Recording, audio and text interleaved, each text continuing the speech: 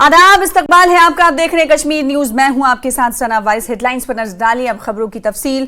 सबसे पहले खबर पुंछ में जो फौज के सर्च ऑपरेशन के हवाले से जो अभियान जारी है उस हवाले से पुंछ में फौज के सर्च ऑपरेशन का आज 6वां दिन है। फौज की 2 गाड़ियों पर घात लगाकर किए गए दहशतगर्दाना हमले के बाद से फौजी जवान तलाशी मुहिम में दिन रात जुटे हुए हैं। सड़कों पर गाड़ियों की चेकिंग की जा रही है।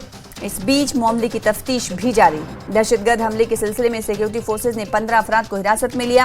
हिरासत में लिए गए सारे अफराद मकामी हैं। इन्हें दहशतगर्दों की मदद करने के शुबे में हिरासत में लिया गया है। इनसे पूछताछ भी हो रही है।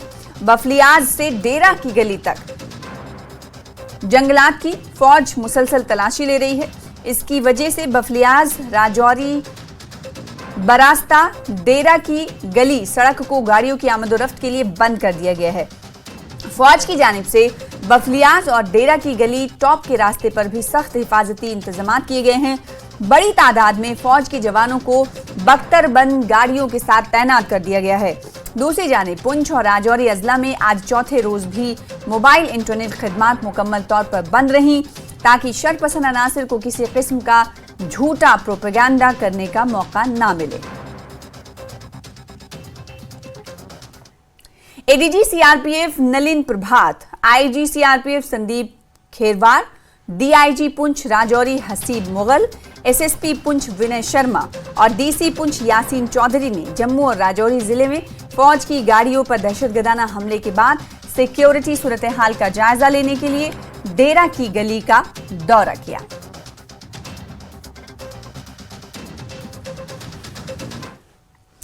नेशनल कॉन्फ्रेंस के सदर डॉक्टर फारूक अब्दुल्ला ने कहा कि वजीर दाखिला ने कहा था कि दफा 370 की मनसूखी से दहशतगर्दी खत्म हो जाएगी, मगर जम्मू कश्मीर में आज भी दहशतगर्दी जारी है। उन्होंने इल्जाम लगाया कि अब बेगुनाहों को निशाना बनाया जा रहा है। उन्होंने पुंछ में 3 शहरियों की पुरस्कार मौत पर कहा कि मुआवजा और नौकरी देने से कुछ नहीं होगा। उन्होंने कहा कि ये पता लगाया जाए कि इन्हें क्यों मारा गया। इन्होंने कहा कि अगर कश्मीर मसले को बातचीत के जरिए हल नहीं किया गया तो यहाँ गजा जैसा हाल होगा। उन्होंने मजीद कहा कि अब पाकिस्तान बातचीत के लिए तैयार है। मामला जो है ये ऐसे खत्म नहीं होने वाला। जो आसमान से बोल रहे हैं कि मिलिटेंसी खत्म हो गई, ये हो गया, वो हो गया, उनसे मैं बार बार ये कहता हूँ ये खत्म नहीं होगी जब तक वो माहौल नहीं बनाया जाए जिसमें एक बातचीत का रास्ता निकाला जाए। और उस रास्ते में, और आज वो मुल्क तैयार है बातचीत करने के लिए।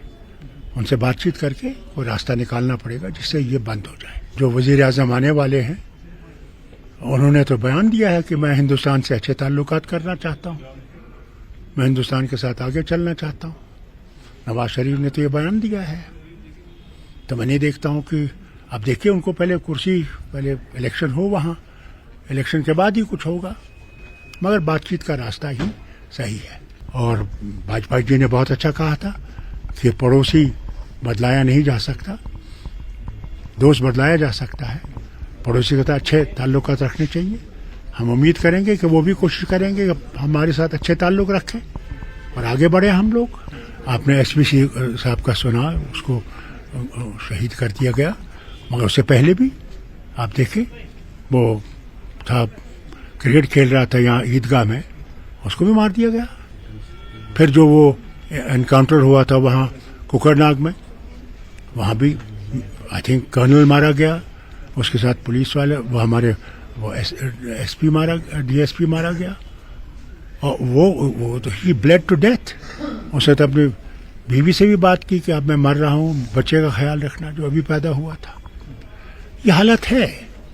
हम लोग एक मुश्किल दौर से गुजर रहे हैं और इस मुश्किल दौर में हम लोगों को ये याद रखना चाहिए जो घटना इस वक्त पुंछ में हुई है वो बहुत ही सख्त है।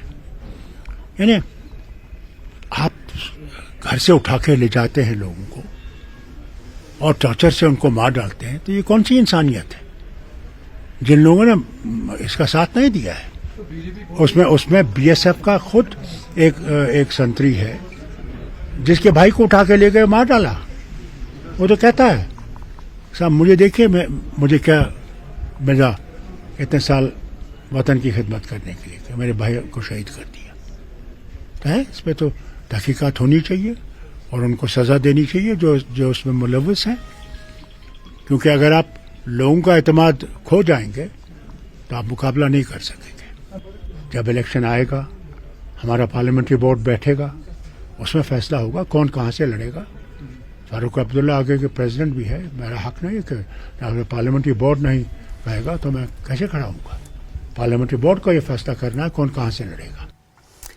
वहीं बीजेपी के सीनियर लीडर कविंदर गुप्ता ने फारूक अब्दुल्ला के बयान पर रद्दमल जाहिर करते हुए उनके नुक्ते नज़र को सख्ती से मुस्तरद कर दिया। गुप्ता ने कहा कि पाकिस्तान में किसी किस्म का इस्तेहकाम नहीं, ऐसे लीडरों की तरफ से इसे हकीकत को कबूल नहीं किया जा रहा है। इन्हें हकीकत को तस्लीम करना चाहिए और बयान देना चाहिए। कविंदर गुप्ता ने कहा कि हर चीज़ पर महज बयान से सियासत करना मुज़िर सेहत है। पाकिस्तान ऐसा मुल्क है जिसकी अपनी कोई गारंटी नहीं है। उन्होंने ये भी कहा है कि नवाज शरीफ प्रधानमंत्री बनने वाले, इनको क्या गारंटी है। नवाज शरीफ को पहले हटाया गया था, इमरान खान को हटा दिया, किसी दूसरे को बैठा दिया, किसको भुट्टो को फांसी दे दी गई और कुछ लोग जहाज में मारे गए। पाकिस्तान में किसी को भी फांसी हो सकती है और किसी को भी कब क्या हो जाए कोई पता नहीं है। तो मुझे लगता है कि पाकिस्तान एक ऐसा मुल्क है जो आतंकवाद को लेकर के पूरे जम्मू कश्मीर में और भारत में हालात खराब करने की कोशिश करता है। तो क्यों ये इतने उस पर फिदा है कि ये बार बार उसके साथ बात करने की वकालत करते हैं। देश में एक सरकार है, सरकार के कुछ असूल होते हैं और सरकार की कोई नीतियां होती हैं, उसी नीति के साथ सब होता है। मुझे लगता है कि ठीक है, आपकी सलाह है, पाकिस्तान के प्रति आपको जो प्यार है वो झलकता है बार बार, लेकिन जो आतंकवाद है क्या आपके कहने पर वो रोक सकते हैं? नवाज शरीफ से पहले भी हाथ बढ़ाया था, उसका क्या परिणाम निकला, इसका भी जवाब दीजिए।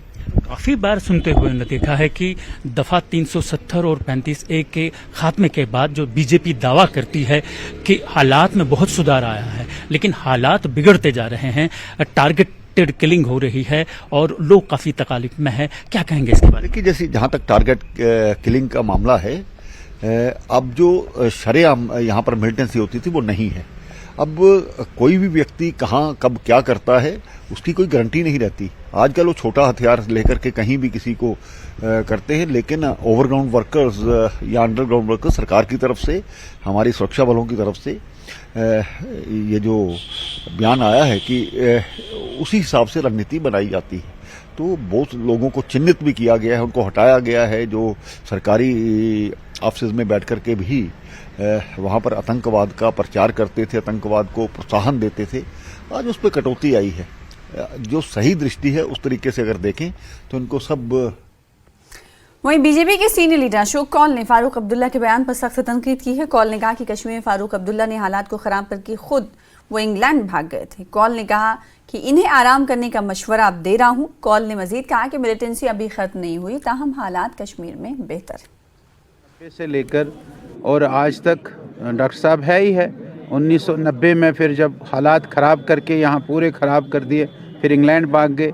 इसलिए डॉक्टर साहब जो कहते हैं वो तो अब हम तो यही नसीहत दें उनको कि वो आराम करें और ऐसे बयानबाजी न करें। लेकिन ये बात भी ठीक है कि अभी यहाँ मिलिटेंसी समाप्त नहीं हुई है, अलगाववाद समाप्त नहीं हुआ है। और जैसे परसों भी बताया हमारे होम मिनिस्टर साहब ने कि अगले 2 सालों में आप देखेंगे जम्मू कश्मीर में जो बचा खुचा ये टारगेट किलिंग्स और कुछ हो रहा है, ये सब खत्म हो जाए।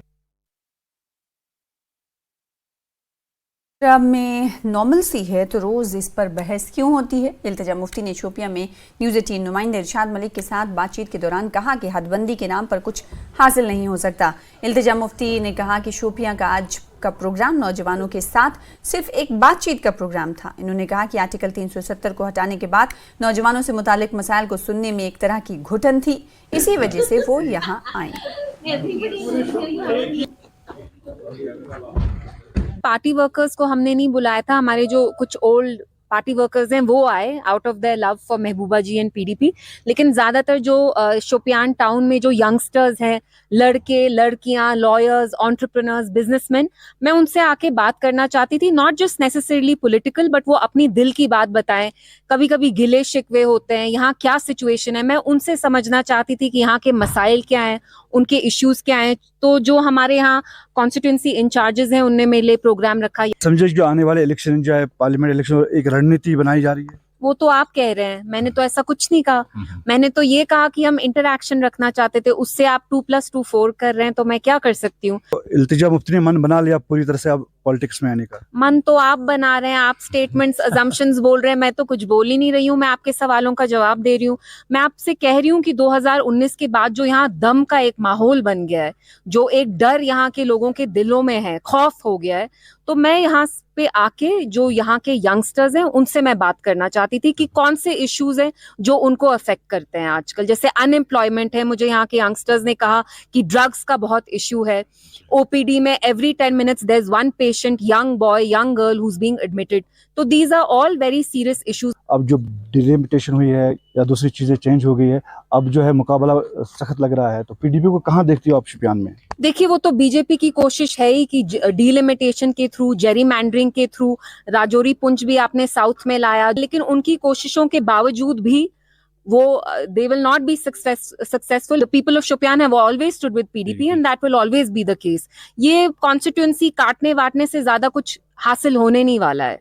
होता बदलाव तो 4 साल से हम सेम चीज डिस्कस करते रहते क्या? नॉर्मल सी बदलाव के अलावा आप मेरे से कुछ और पूछते हैं क्या? अगर यहाँ इतना बदलाव आया तो इस पे हर रोज डिस्कशन करने की क्या जरूरत है? आगे बढ़ेंगे। दिल्ली में कांग्रेस हेडक्वार्टर में जम्मू कश्मीर कांग्रेस की मीटिंग हुई। कांग्रेस सदर मल्लिकार्जुन खड़गे, राहुल गांधी, वक़ार रसूल वानी, रमन भल्ला, ताराचंद, गुलाम अहमद मीर, यशपाल कुंडल समेत दिगर सीनियर लीडरान इस मीटिंग में शामिल हुए। लोकसभा इंतखाबात, सीट शेयरिंग इंडिया अलायंस और असेंबली इंतखाबात समेत जुड़े उमूर पर इस मीटिंग में बातचीत हुई। खड़गे ने एक पोस्ट में लिखा कि इन्होंने जम्मू कश्मीर और लद्दाख के कांग्रेस पार्टी लीडरों के साथ लोकसभा इंतखाबात के हवाले से तफसीली बातचीत की। उनका कहना है कि मोदी सरकार ने जम्मू कश्मीर के लोगों को धोखा देने में कोई कसर नहीं छोड़ी है। वो लिखते हैं कि जम्मू कश्मीर और लद्दाख हिंदुस्तान का इनअलाइनेबल एंड इंडिस्टिंग्विशेबल हिस्सा है, लेकिन गलवान के बाद मोदी की चीन को क्लीन चिट ने हमारी कौमी सलामती और स्ट्रैटेजिक मफादात को खतरे में डाल दिया। इनका कहना है कि वो गुज़िश्ता चंद सालों में पीर पंचाल में दहशतगर्दाना हमलों में इजाफे और कश्मीरी पंडितों की टारगेट किलिंग पर गहरी तशवीश का शिकार हैं। इन्होंने उम्मीद जताई कि जम्मू कश्मीर और लद्दाख को जल्द अज जल्द मुकम्मल रियासत का दर्जा बहाल किया जाएगा। इनका कहना है कि लद्दाख के लोग मुत्तहिदा तौर पर आईन के 6 शेड्यूल के तहत खित्ते के कबायली लोगों के लिए तहफ़्फ़ुज़ात का मुतालबा कर रहे हैं, लेकिन मोदी सरकार ने इन्हें बार बार धोखा दिया। जम्मू कश्मीर और लद्दाख के लोग तब्दीली चाहते हैं। उन्होंने लिखा कि लोग चाहते हैं कि उनकी आवाज़ सुनी जाए और उन्होंने भारत जोड़ो यात्रा के दौरान राहुल गांधी को जिस तरह की मजबूत हिमायत दी थी, इससे इन्होंने उन तक भी यही बात पहुंचाई। कांग्रेस और इसके इत्तेहादी जम्मू कश्मीर और लद्दाख की फलाह बहबूद, तरक्की और बाइख्तियार बनाने के लिए पुरज़्म है।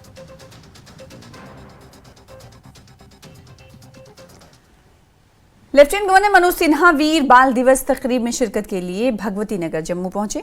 सिन्हा ने बाबा बंदा साहब बहादुर के मुजस्समे की नकाब कुशाई की। भगवती नगर में ये नकाब कुशाई अंजाम दी। मनोज सिन्हा ने कहा कि कुछ लोग जम्मू कश्मीर में अमन को ख़राब करने की कोशिश कर रहे हैं। चंद लोग देहात में, चंद लोग इलाके में अमन को ख़राब करने की कोशिश करते हैं। उन्होंने कहा कि 20 से 25 दहशतगर्द जम्मू कश्मीर की बड़ी आबादी को मुतासर नहीं कर सकते। दहशतगर्दी की मौजूदगी की इत्तला सिक्योरिटी फोर्सेस को देने की ज़रूरत है, उन्होंने कहा, ताकि दहशतगर्दी को मुकम्मल तौर पर जड़ से उखाड़ फेंका जा सके। दहशतगर्दी का पूरा इकोसिस्टम तबाह हो जाएगा। मनोज सिन्हा ने कहा कि आइंदा आनंद मैरिज एक्ट जम्मू कश्मीर में लागू किया गया है और जम्मू कश्मीर में पंजाबी ज़बान को फ़रोग़ दिया जा रहा है और दिया जाएगा। आज जब मैं जम्मू कश्मीर में हो रहे बदलाव को देखता हूँ और बीच बीच में छिटपुट घटनाओं को देखता हूं जो समाज की शांति समृद्धि में खलल डालना चाहते हैं, तो मुझे गुरु गोविंद सिंह महाराज जी का स्मरण स्वाभाविक रूप से होता है। उन्होंने शांति, सौहार्द, सकारात्मक परिवर्तन के लिए त्याग बलिदान की शिक्षा पूरे भारतवर्ष को दी थी। आज हमें भी आत्ममंथन करने की आवश्यकता है। क्या हम उनके आदर्शों का अनुसरण कर रहे हैं? आज अगर 2000 की आबादी के गांव में 2-4 आदमी बाहर से आकर उस गांव की शांति, में खलल डालने की कोशिश करते हैं। आगे बढ़ना है तो मैं अपने इंचार्ज भारत सिंह सोलंकी जी, जो ऑनरेबल यूनियन मिनिस्टर रहे हैं एक्स और हमारे जम्मू कश्मीर के इंचार्ज हैं, वो पूरा ब्रीफ करेंगे इस मीटिंग के बारे में। Thank you. धन्यवाद अध्यक्ष जी। आज जम्मू कश्मीर के सभी सीनियर लीडर्स, नेतागण, उनकी मीटिंग कांग्रेस अध्यक्ष सम्माननीय मल्लिकार्जुन खड़गे जी, हमारे सबके प्रिय नेता राहुल जी, ऑर्गेनाइजेशन के हमारे जनरल सेक्रेटरी वेणुगोपाल जी की साथ मिलकर हुई, जिसमें जम्मू कश्मीर में कांग्रेस को कैसे मजबूत किया जाए और आने वाले पार्लियामेंट इलेक्शन में, और जैसा कि सुप्रीम कोर्ट ने कहा है कि सितंबर तक असेंबली का चुनाव भी आ जाए, तो इस बारे में गहन चर्चा हुई और सभी लीडरों ने अपनी अपनी राय भी रखी और सुझाव भी दिए। बड़े उत्साह के साथ ये बात पक्की लग रही है कि आने वाले समय में पूरी पांचों की 5 सीट और लद्दाख की सीट, ये हम साथ मिलके, हमारे अलायंस के साथ मिलके जरूर पक्का जीत जाएंगे, इसमें कोई दो राय नहीं। हमारे नेता राहुल जी ने मार्गदर्शन बताया, रास्ता बताया, मोटिवेट किया और बहुत अच्छी ये बात बताई कि जम्मू कश्मीर इस देश में सबसे इम्पोर्टेंट स्टेट है और ये स्टेट में जोड़ने का काम कांग्रेस कर रही है और तोड़ने का काम बीजेपी कर रही है।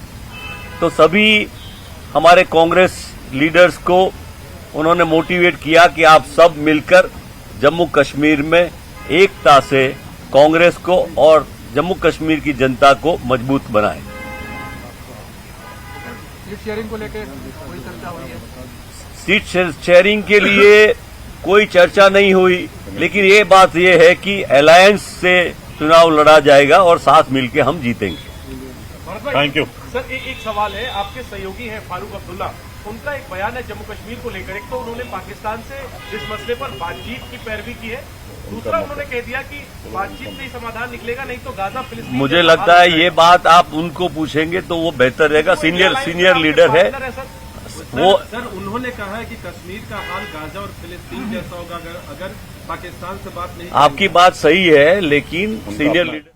सीधी तौर पर तस्वीरें आप दिल्ली से देख रहे थे, जहां पर जम्मू कश्मीर के तमाम कांग्रेस के लीडरान पहुंचे थे। आज बैठक हुई, मीटिंग हुई और मीटिंग में किन किन मुद्दों पर बातचीत की गई उसकी तफसीलात प्रेस कॉन्फ्रेंस के जरिए दी जा रही थी। अब से कुछ देर पहले आप देख रहे थे रमन भल्ला मौजूद थे और जम्मू कश्मीर के सदर, कांग्रेस के सदर वकार रसूलवानी मौजूद थे। साथ ही साथ तफसीलात दी गई कि आज का जो मीटिंग का मकसद था वो ये था कि हमें किस तरीके से अलायंस के साथ जम्मू कश्मीर में जम्मू कश्मीर की 5 सीटों और लद्दाख की 1 सीटों पर किस तरह से जीत हासिल करनी है, उस पर बातचीत हुई। साथ ही साथ उन्होंने कहा कि सीट शेयरिंग को लेकर आज हमने कोई बातचीत नहीं की, क्योंकि जो अलाई पार्टियां उनके साथ बातचीत कर ये तय करने की कोशिश की जाएगी, यानी सीट शेयरिंग के मामले पर आज मीटिंग में बात नहीं हुई। सिर्फ और सिर्फ कांग्रेस के कद को बढ़ाने के लिए जम्मू कश्मीर पर बातचीत हुई। इस हवाले से उन्होंने कहा कि राहुल गांधी ने सभी कारकुनों को तैयार रहने की बात कही है कि इलेक्शन आने वाले हैं, आप सब तैयार हो जाएं। छोटे से ब्रेक के लिए रुकेंगे, ब्रेक के बाद जल्द लौटेंगे।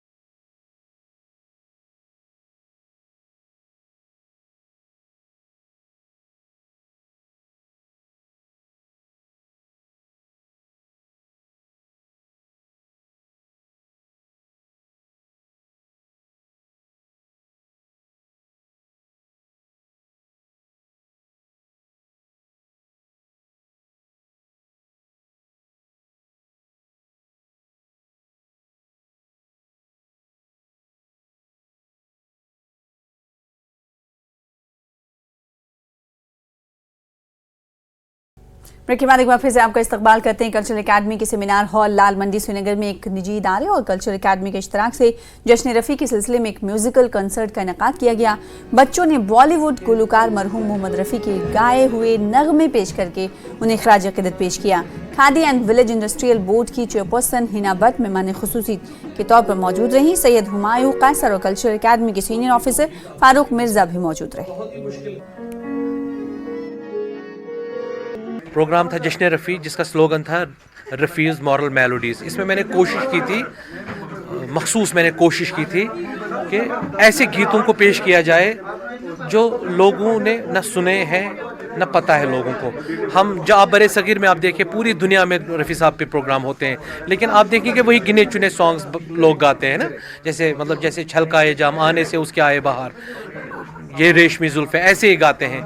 लेकिन रफ़ी साहब के गीत आगे देखेंगे, है बहारे बागे दुनिया चंद रोज़, देख लो इसका तमाशा चंद रोज़। इसमें एक मैसेज है, इसमें एक पैगाम है। बस वही कोशिश की, अल्लाह ही अल्लाह कर प्यारे ठंडी आहें न भर, ये कोशिश आपने सुना होगा। तो मेरी कोशिश थी एक अच्छा पैगाम इन बच्चों को भी मिले, हम सबको अच्छा पैगाम मिले। और हम government degree college mutton Anantnag में तालिब इल्मों के पीले बैच के ग्रेजुएशन मुकम्मल होने पर एक तकरीब का एहतमाम किया गया। कॉलेज प्रिंसिपल मोहम्मद अमीन के अलावा तहसीलदार मटन मुनीर अहमद खान, ईओ मटन शाहिद हुसैन और मटन वेलफेयर फोरम और दीगर मुताल्लिकीन मौजूद रहे। सरकार से मुतालबा किया गया कि कॉलेज में बेसिक इंफ्रास्ट्रक्चर मजबूत बनाने और नए मज़ामीन शुरू किए जाएं। या जब वो पीरियड जब उसकी हुकूमत यहाँ थी उस ज़माने से ये सिट ऑफ लर्निंग रही है, तो सरकार ने इसको रिकग्नाइज़ किया, सरकार ने इसको एक्नॉलेज किया और यहाँ पर एक कॉलेज दे दिया। अब हमारी सरकार से गुजारिश है कि इसके साथ जो कॉलेज बने हैं हमारे रियासती हमारी यूटी जम्मू कश्मीर में, ये इन सब कॉलेजों में अव्वल है। अगर इसका आप एनरोलमेंट देखेंगे, इंफ्रास्ट्रक्चर तो थोड़ा कम है लेकिन फिर भी बहुत अच्छा इसका इंफ्रास्ट्रक्चर है। मैंने रिसेंटली ग्रेजुएशन की है जीडीसी मटन से और मैं अपनी टीचर्स की बहुत शुक्रगुजार हूँ, उनकी सपोर्ट की वजह से, और यहाँ के जो मेंबर हैं मटन के उनकी ही सपोर्ट की वजह से ये कॉलेज यहाँ पे मतलब पढ़ा। तो हम बहुत शुक्रगुजार है उसके लिए, और जिन्होंने मुझे बहुत सपोर्ट किया। और मैं कहना चाहती हूँ और बच्चे आए यहाँ एडमिशन करें। वहीं जिला रामबन के सब डिवीजन बानिहाल में रकम को दुगना करने का लालच देकर करोड़ों रुपए के मुबैना घपले का मामला सामने आया है। ऐसे दर्जनों अफराद सामने आए हैं जिनकी करोड़ों रुपए की रकम मुबैना तौर पर एक मकामी नौजवान के जरिए डूब गई है।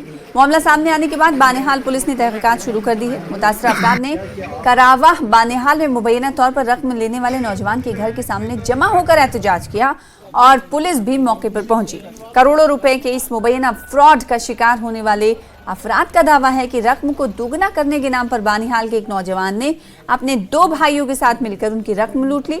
इनमें बेशतर लोग अनपढ़ और मजदूर पेशा हैं।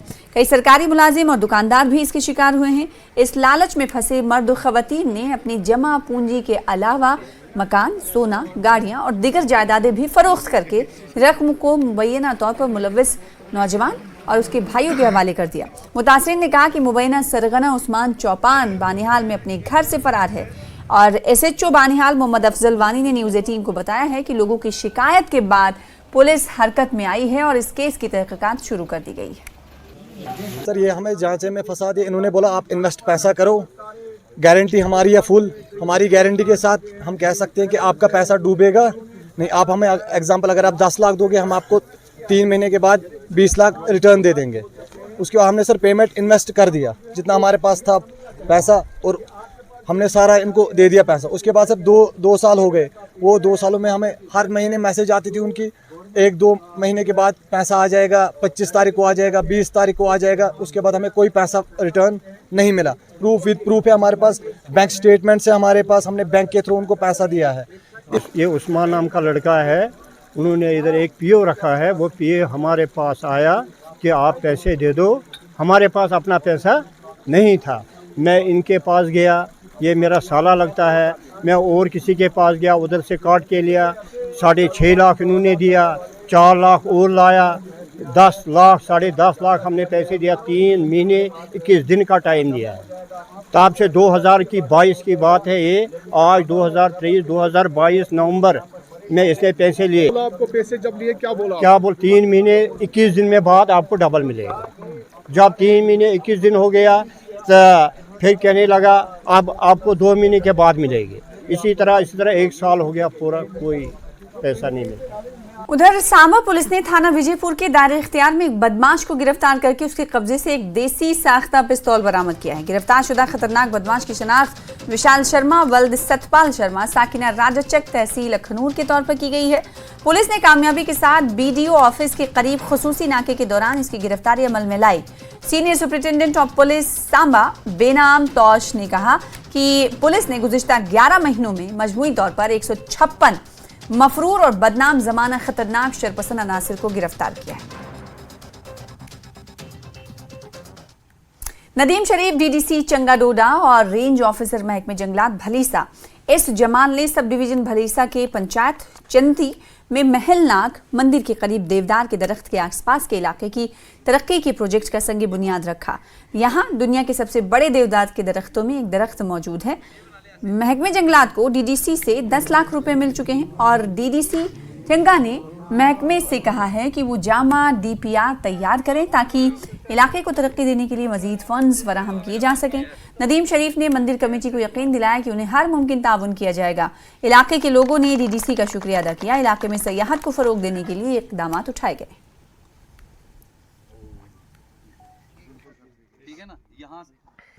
तमाम लोगों को ये दावत दूंगा यहाँ पर कि वो यहाँ पर आएँ, इस देवदार का यहाँ दर्शन करें। साथ में यहाँ हमारा नाग मंदिर है, उसका भी दर्शन करें। उसका भी डेवलपमेंट का काम और हमने तेज़ी से शुरू किया है। और कल के लिए मेरी तो यही मतलब एक तमन्ना है कि ये एक टूरिज़्म हब बने। इसी के बात यही है कि जो भी आए थे आज तक किसी ने नहीं किया था ये काम जो इन्होंने किया। रेंजर साहब गुंदो, इनका बहुत बहुत धन्यवाद है। ते दिल से मैं इनका धन्यवाद करता हूँ। और नदीम साहब के जो आए हुए हमारे यहाँ कमेटी पंचायत है, इनके लिए भी। हमारा जो ये जायजेंटिक एक ट्री है, ये देवदार, इसके चारों तरफ से एक चौबारा टाइप का जी, अगर आप गूगल पे सर्च मारेंगे एशियाज़ बिगेस्ट ट्री, तो यही ट्री जो है आज गूगल पे यही सामने आता है। जब हम खोलते हैं गूगल तो हमने अपनी तरफ से भरपूर कोशिश की है। हमने अपने सीनियर्स, आपको याद होगा कि DFO साहब भी यहाँ पे 3-4 बार विजिट कर चुके हैं। उनका भी एक सपना था कि इस एरिया को, इस ट्री को और इसको हाईलाइट किया जाए। और इस आगे वाले दिनों में ये देखेंगे कि शायद यही घोषित हो जाए एशिया का सबसे बड़ा ट्री, क्योंकि अभी तक हम इसको खाली क्लेम कर रहे हैं। इससे बड़ा गूगल पे भी अगर आप देखो तो कोई इससे बड़ा ट्री नहीं है। तो हम कोशिश करेंगे। कोशिश क्या है अभी फिलहाल इसी के साथ कश्मीर न्यूज़ में फिलहाल इतना ही। और लद्दाख और हिमाचल की तमाम खबरों को देखने के लिए लगातार बने रहिए हमारे साथ। मुझे दीजिए इजाज़त। आदाब।